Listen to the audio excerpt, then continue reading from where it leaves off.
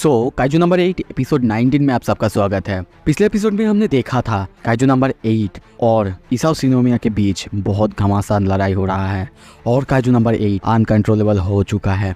अब आगे एपिसोड के शुरू में हमें दिखाया जाता है काइजू नंबर 8 इसाओ शिनोमिया के सामने है। सब कोई अब समझ चुके हैं वो अनकंट्रोलेबल हो चुका है।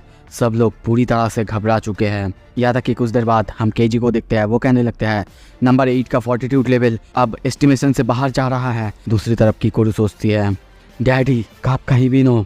कापका को देखते हैं, वो खुद भी समझ चुका है कि वो अब कंट्रोल नहीं कर पा रहा है और सब कुछ ऐसे ही चलता रहा तो शायद उसके हाथों से इसाओ शिनोमिया की जान चली जाएगी। उसे काइजू नंबर 8 को रोकना ही होगा।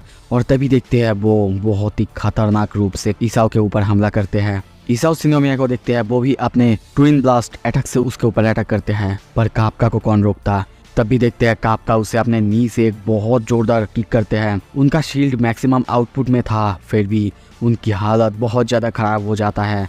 वो फिर से अपने हथियार को तैयार करते हैं अटैक करने के लिए और बहुत खतरनाक एक अटैक काइजू नंबर 8 पर करता भी है।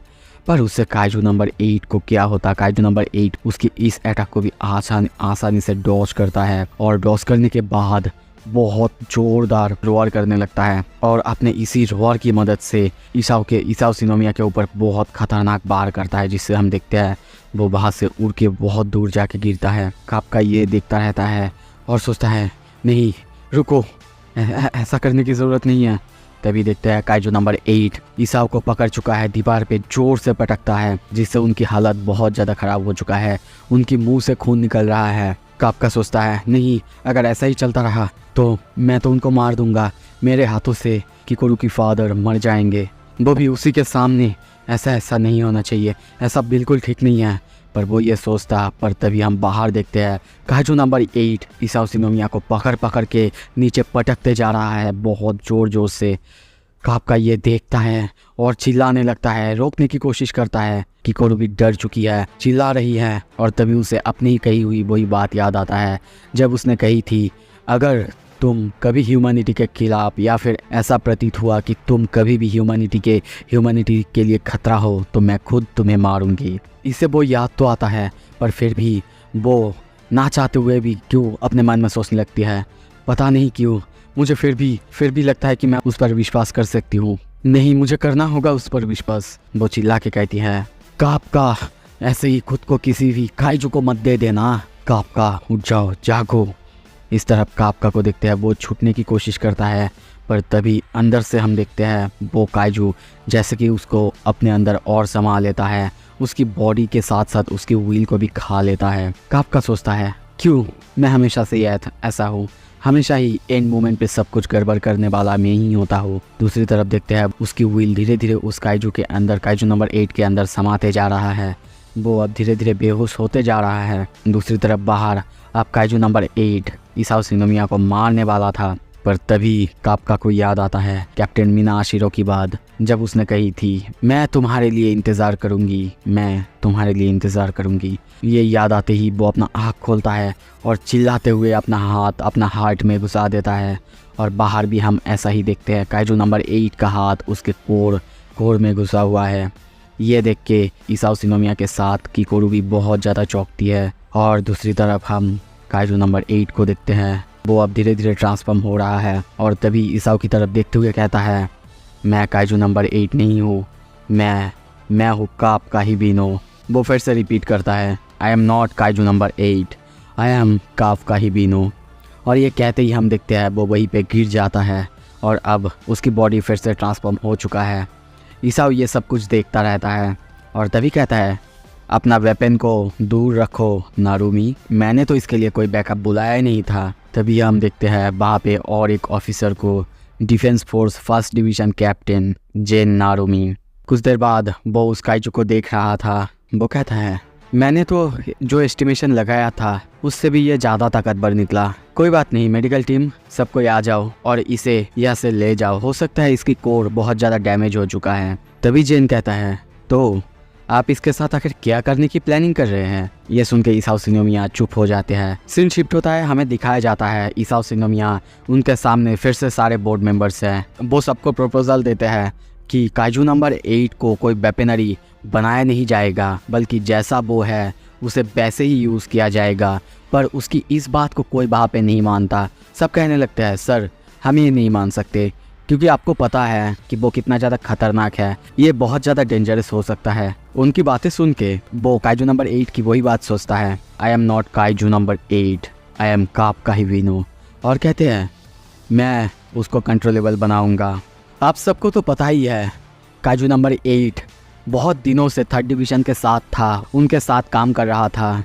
और इसके अलावा भी आप सब जानते हैं काइजू नंबर 8 जितना ताकतवर अभी है, मतलब अभी कापका हिबिनो उसकी ताकत को जिस तरह से यूज़ कर रहा है, हो सकता है उसकी जब हम वेपन बनाएंगे इस लेवल की ताकत हम अचीव ही ना कर पाए। और भी एक चांस है उसकी सूट की कंपेटेबल कोई हो ही ना, जैसे कि नंबर 6, जैसे कि नंबर 6 का अभी कोई यूज़र नहीं है। आई होप कि आप में से कोई भी नहीं भूला होगा नंबर 6 ने 10 साल पहले जो किया था, उसकी वजह से कितनों ने अपनी जान गंवाई थी, कितनों की हालत वहाँ पे ख़राब हो चुकी थी। ये सुन के केजी कहते हैं यस सर, और उसके साथ आपका वाइफ उनकी भी डेथ हुई थी। ये सुनने के बाद वो फिर से कहते हैं जापान के पास अभी 30 ऐसे ऑफिसर्स हैं जो कि डाइकाइजू से लड़ सकते हैं, और अगर सोलो कॉम्बैट हुआ तो फिर 10 ऐसे ऑफिसर हैं जो कि लड़ सकते हैं। पर अगर कोई आइडेंटिफाइड डाइकाइजू सामने आता है तो फिर ये नंबर और भी कम होता है। आप सभी जानते हैं कुछ दिनों से हमारे सामने बहुत सारे ऐसे काइजूस आ रहे हैं जिनकी पावर लेवल हमारी एस्टिमेशन से बहुत ज़्यादा हो रहा है, और अगर ऐसे ही चलता रहा तो बहुत जल्दी हो सकता है हमारा देश ख़त्म हो जाए। उनकी ये सारे बात सभी सुनते हैं, सभी चुप होते हैं, फिर भी उनकी बात सुन के सभी अभी भी डिसएग्री करते हैं, अभी भी कहते हैं फिर भी हम इसके खिलाफ है सर। कुछ देर बाद हम कापका को देखते हैं जिसे कि एक बहुत ही बड़े से एक चेम्बर में रखा गया है, उसका ट्रीटमेंट चल रहा है। उसको देखते हैं, वो सोच रहा है मीना के बारे में, वो सपना देख रहा है मीना के बारे में, जहाँ पे मीना बहुत छोटी है, वो रो रही है क्योंकि ये उनकी दोस्त मीको की क्रीमेटोरियम में है। मीना बहुत रो रही थी, रोते हुए कापका को बुलाती है। कापका वहाँ पे नहीं आता, पर उसी दिन अपने आप से उसने एक बात कही थी, अगर कभी भी वो एक काइजू बन जाएगा अपने बॉडी और अपने मन से, तो उससे अच्छा वो मरना पसंद करेगा एक ह्यूमन होके। तभी आँख खोलता है और सोचता है क्या मैं जिंदा हूँ, और तभी आवाज़ आता है तुम उठ चुके हो। उसके सामने हम देखते हैं डायरेक्टर जनरल इसाओ शिनोमिया। वो उसे देख के बहुत ज़्यादा चौंकता है और कहता है डायरेक्टर जनरल शिनोमिया। डायरेक्टर कहते हैं तुमको डरने की ज़रूरत नहीं है, मैं तुम्हें यहाँ पे हार्म करने नहीं आया हूँ। कापका कहता है ओह थैंक गुडनेस, मुझे लगा कि अगर आपको कुछ हो जाता डायरेक्टर जनरल, कुछ भी हो जाता मेरी वजह से, तो मैं कभी भी किकोरी के सामने नहीं जा पाता, उसकी आंखों में आग डाल कर नहीं देख पाता। उसको ऐसे रोते हुए, ऐसे एक्ट करते हुए देख के ईसाओ को बहुत अजीब लगता है, पर फिर भी वो चुप रहते हैं। कापका तभी कहते हैं सर आप मुझे जीने दे रहे हैं, इसका मतलब आपने रिकॉग्नाइज़ कर लिया कि मैं एक ह्यूमन हूँ। Human sir. ये सुन के वो कहते हैं अगर तुम्हारा हार्ट अभी एक ह्यूमन हार्ट होता तो फिर तुम कब का वहीं पे मर चुके होते। मैं एक बात क्लियर कर दूँ, एक बात सीधी तरीके से तुमसे बोल दूँ, कापका हिबिनो तुम एक काइजू हो। फिर भी मैं डिसाइड करूँगा कि तुम हमारे लिए एक थ्रेट हो या फिर नहीं। कापका हिबिनो। अपना नाम उनके मुंह से सुन के कापका चौंक जाता है और सोचता है क्या उन्होंने मेरा नाम बोला। वो कंटिन्यू करते हुए कहते हैं जब सभी तुम्हें जिंदा रखने के खिलाफ थे, तब तुम्हें बचने के लिए सिर्फ एक ही चीज़ करना होगा, एक ही चीज़ कि तुम्हें दिखाना होगा तुम कितने यूज़फुल हो। ये सुन के कापका बहुत ज़्यादा चौंकता है और सोचता है तो इसका मतलब वो लोग मुझे इसीलिए ज़िंदा रख रहे हैं ताकि वो मुझे एक वेपन की तरह यूज़ कर सके। और तभी कहता है सर मैं अपने आप को एक डिफेंस फोर्स ऑफिसर कंसिडर करता हूँ अब भी, और मैं स्वेयर करता हूँ मैं आपको भी ये रिकॉग्नाइज करने से मजबूर कर दूंगा कि मैं एक डिफेंस फोर्स ऑफिसर हूँ सर। ये सुन के मिस्टर शिनोमिया उसकी तरफ देखने लगते हैं।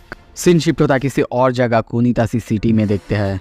वहाँ पे देखते हैं काइजू नंबर 9 को, उसे हम एक नए शेल में देखते हैं और वो कहता है ओके मैंने अपनी बॉडी को अपने हिसाब से नए तरीके से मोल्ड कर लिया है, अब मुझे बस चाहिए तो उसी काइजू का पावर जो कि एक इंसान के हाथ में चला गया है, और मैं उसे छीनने के बाद काइजू की दुनिया में काइजू को वापस करूँगा। सो क्या होगा? क्या अब काइजू नंबर 8 के साथ काइजू नंबर 9 का घमासान फाइट होगा?